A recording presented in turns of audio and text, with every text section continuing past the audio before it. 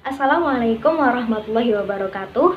Perkenalkan, saya Lulu Hani Fauziah dengan NIM 20080860881, kelas PP3D, jurusan Pendidikan Biologi, Fakultas Sains dan Teknologi UIN Wali Songo Semarang.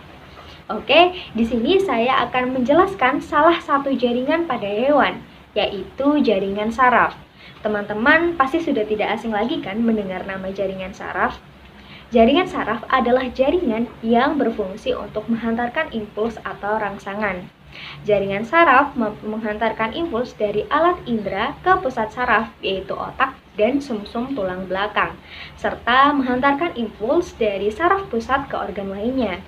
Jaringan saraf tersusun dari dua macam sel, yaitu ada neuron atau sel saraf dan neuroglia atau sel penyokong.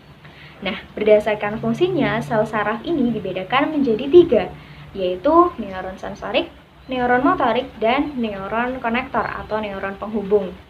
Neuron sensorik adalah neuron yang menghantarkan impuls dari reseptor atau alat indera ke saraf pusat sensorik. Sedangkan neuron motorik yaitu neuron yang berfungsi untuk menghantarkan impuls dari pusat saraf ke efektor atau ke otot. Kemudian neuron konektor atau neuron penghubung yaitu neuron yang berfungsi untuk meneruskan impuls dari neuron sensorik ke neuron motorik. Sedangkan berdasarkan percabangannya pada badan sel, neuron ini dibagi menjadi 3, yaitu neuron unipolar, neuron bipolar, dan neuron multipolar. Neuron unipolar adalah neuron yang badan selnya hanya punya satu cabang, sementara neuron bipolar adalah neuron yang mempunyai badan sel yang terdiri dari 2 cabang. Sementara neuron multipolar adalah neuron yang badan selnya memiliki banyak cabang atau banyak dendrit. Nah, oke, di sini saya sudah membuat media tiuran 3 dimensi dari neuron atau sel saraf. Nah, berikut ini media tiuran yang sudah saya buat. Oke, setelah ini akan saya jelaskan masing-masing bagian beserta fungsinya. Setiap neuron terdiri atas yang pertama, yaitu badan sel. Badan sel merupakan bagian utama dari neuron yang berfungsi untuk menerima impuls dari dendrit. Di dalam badan sel ini terdapat sitoplasma, inti sel dan anak inti, retikulum endoplasma, mitokondria, serta ribosom. Inti sel di sini mengatur seluruh aktivitas atau kegiatan sel saraf. Kemudian yang kedua yaitu ada dendrit. Dendrit adalah cabang-cabang badan sel yang pendek.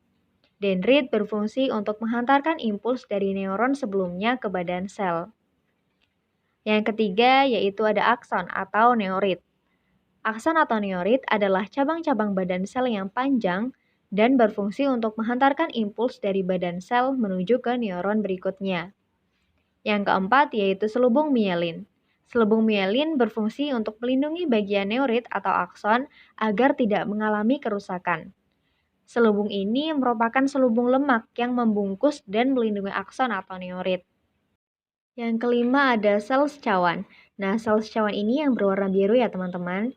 Jadi sel secawan adanya di bagian lapisan mielin, yaitu sel-sel yang membungkus dan membentuk selubung mielin. Fungsi sel secawan adalah mempercepat pergerakan impuls dan membantu menyediakan makanan untuk akson, juga membantu akson untuk melakukan regenerasi.